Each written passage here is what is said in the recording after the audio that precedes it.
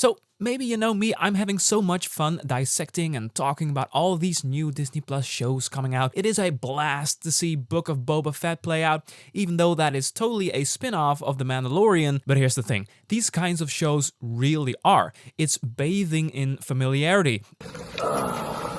And yes, that very bad pun was intended. There is a reason my most anticipated Disney Plus show in general is probably The Acolyte, a series about Sith in the early days of the High Republic, of which I haven't read one page of a novel or comic book. I still know very little about that universe in that time period, but the notion of completely new locations and perspectives, I mean, you had me at Star Wars. And there's a reason the upcoming Moon Knight is so promising and gets people talking, because it's both a completely new set of characters and a new sub-genre to tap into, meaning psychological thriller it seems to be.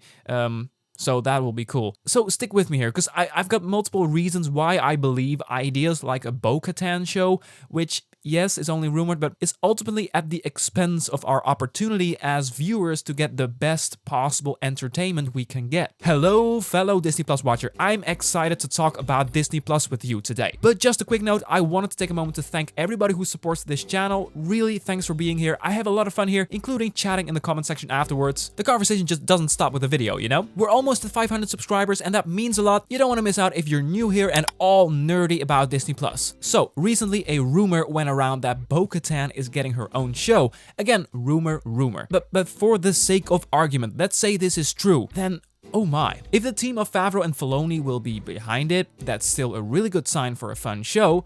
But really, just assuming it's happening, you're not going to tell me that Mandalorian Season 3, you know, spoilers for that show by the way, but the ending of Season 2 heavily implied that Mando and Bo-Katan will go and fight for Mandalore and the Darksaber, and I think one of the theories that goes around that Bo will actually be the villain of the show, which would be amazing, but I digress. No way that Mandalorian Season 3 will not tell that story. They wouldn't tell it in the Bo-Katan show because that would rob the narrative of the Mandalorian setup. That would really be a Marvel Cinematic Universe move if they would do that though. Because I don't know about you, but I've seen all the colors of this Bo-Katan character I need to see. It's all woven into the time periods before the original trilogy, during the prequel trilogy, and after the original trilogy. She's not that compelling to me, never was in Clone Wars or Rebels that impactful, interesting, or that complicated, but you know, still like the character. But I digress again, I'm not gonna do a whole character breakdown here, there's things to her, but honestly, a Bo-Katan show? A Bo-Katan show. Remember, if it's coming, it's still a rumor, but I use it because I think it's such a good example. If it's coming, we're gonna get that show instead of another. And you know, there's so much cool and interesting ideas to come up with within the Star Wars world. And don't worry, we'll get to Marvel too, but using the familiar surroundings, planets, themes, ideas is one thing. But to have all these ideas be derivative ideas, we can't possibly get the best potential stuff. By design, creating and writing a show that is that spin-off from that other thing we saw creates more creative boundaries. So recently on the channel I discussed some potential Star Wars Disney Plus show ideas, because that's stuff I just find fun and amusing to talk about. So that is linked in the top right corner or down in the description if you want to watch that next. But one of the concepts I talked about was a show around both the underworld and political landscape of Coruscant, with all new characters during the events of the Clone Wars. Hell, have any of you seen Netflix's Arcane? You can absolutely get a grand scale story in a fantasy world that is both centered around politics and pure character work, and gosh, that series, Arcane, is full of emotion. So a series on a big scale with multiple characters at different layers of Coruscant would so work. My point is, yes, the other ideas in that video I talked about are more direct spin-offs, you could say, but I do want to make the argument then, those are all spin-offs around characters and criminal underworld groups and whatever that we know so little about, that we only got a glimpse of, a taste, you know, a little bit. But when there's obviously more story to tell, or a completely new story to tell, that's when I get excited about a show. You see, to close the Book of Bo-Katan, get it? Yes. We have seen so much of a through line for her character already that greenlighting a Bo-Katan show would feel like a corporate idea and decision. Am I gonna be hyped when the first trailer of that show drops, if it's even happening? Well, yes, but I would still feel like we got this show instead of another that had the potential to broaden the universe even more. But maybe they'll pull a Loki and come out with a completely bold story that feels totally new and happens to fit this Bo-Katan character. I remember being very critical of that show, and now I love it for its completely new and wonky direction for Marvel. So Loki was great. When I look around and I see what type of stuff gets Star Wars fans talking, just to stay with Star Wars for a little while, it's not even necessary to have it centered around a familiar character. Give us a familiar context, setting, or a time period, and there's a world of possibilities, and the casual viewer will get on board if the story is so good the whole fan community is gushing about it. A better example to take here is the announced LANDO show that will get sometime before 2050. Kidding, it's probably gonna end up stuck in the limbo of creative differences, don't worry. I mean, sit down and think about that for a moment. A LANDO show. Now imagine all possibilities within the world of Star Wars. You know what? Close your eyes and wonder about all the beautiful planets and societies we've met within the Star Wars universe, and how many more there are yet to explore. Coruscant, Kashyyyk, Endor, Jakku, doesn't matter. Now think of all the interesting natives, the interesting groups, or the complicated bounty hunter characters. Let your imagination run wild. Now breathe, in and out. Now think about the LANDO show. You see what I mean? Maybe that show is going to end up being amazing, but we're going to get a LANDO show instead of another big idea.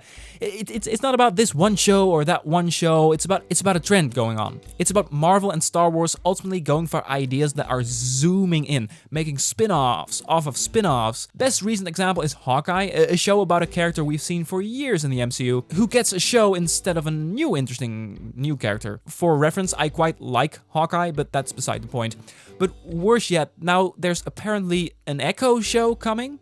Honestly, it feels like I'm browsing on Google Maps here. Country, town, block, street, house, zoom, zoom, zoom. Now where's the expansion? We need all the more original ideas we can get, because that's how I feel like you build the legacy of Disney Plus, to exclusively have shows there that Marvel or Star Wars fans are talking about 10 years from now. If you mostly do derivative stuff, we will still linger on the old too much to build momentum. But I feel like these obvious sentiments aren't found on the Bitcoin charts of Disney executives, because they can only look at which shows worked in the past, and they mistake the familiarity of the characters with brand loyalty, and even more so the investment in the world, the universe.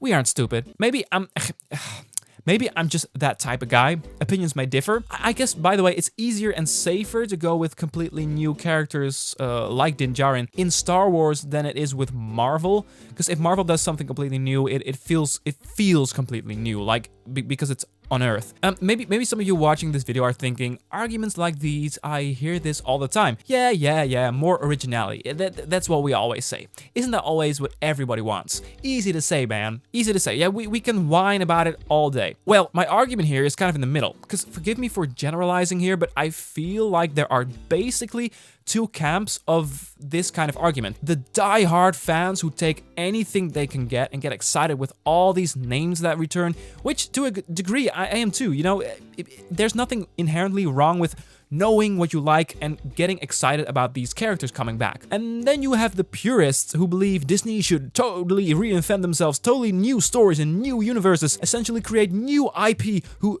raise an eyebrow when they hear that there are like 10 Marvel projects coming out this year. I am personally not that person. I love the MCU and especially the Star Wars world, so no, gimme, no problem, you know? But the brands are so flexible and the fan bases are generally so loyal that there's an opportunity at every corner to reinvent, while still taking advantage of the fan response to shows playing out within this familiar sandbox. Agatha, House of Harkness. You know? Okay, maybe I will eat my words once there is a trailer for it, but a spin-off of WandaVision? WandaVision was amazing. Can't we come up with a new amazing idea within this great universe we all want to see more of, instead of Agatha all along, you know. But my problem seems to be something not many people are talking about, because it's kind of right in the middle of the spectrum. For me, the problem is not the amount of shows, not Disney getting creatively bankrupt. No, not these issues. They're not. They have the keys to the kingdom, which will continue to be potent for decades to come. Imagine that Coruscant Underworld show instead of Lando. Imagine an anthology series around personal tragedies and crises after the blip, instead of an Echo show. Disney Plus is such a great streaming place for IP, and I absolutely love it, and I always will be hyped about it. And they have all the room to fleshing out the universes instead of corporately filling a form in and looking at the charts and say, Agatha, or play bingo with it or something, I don't know.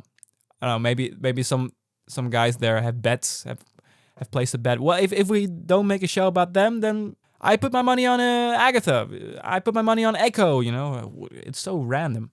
It's not only Marvel and Star Wars, you know. This year we're getting stuff like Zootopia Plus and Cars on the Road and Tiana with all these derivative things, some of which I'm still very excited for. That's the thing, I could be even more excited if they would greenlight more potent and original ideas that broaden the world, broaden our perspective, instead of shrinking, zooming down like you're searching for your house on Google Maps. Like, you know what I mean? I'm thinking about wrapping this up. Thank you so much for watching. I'm curious, what is your perspective on this? Do you have any thoughts? Am I really off? Are you on the other side of the argument? Do you want to see characters return as much as possible? Be sure to let me know in the comment section. Did you like this video? Then there's a button to express that. It would really help. Thank you so much. And for now, have a wonderful day and see ya.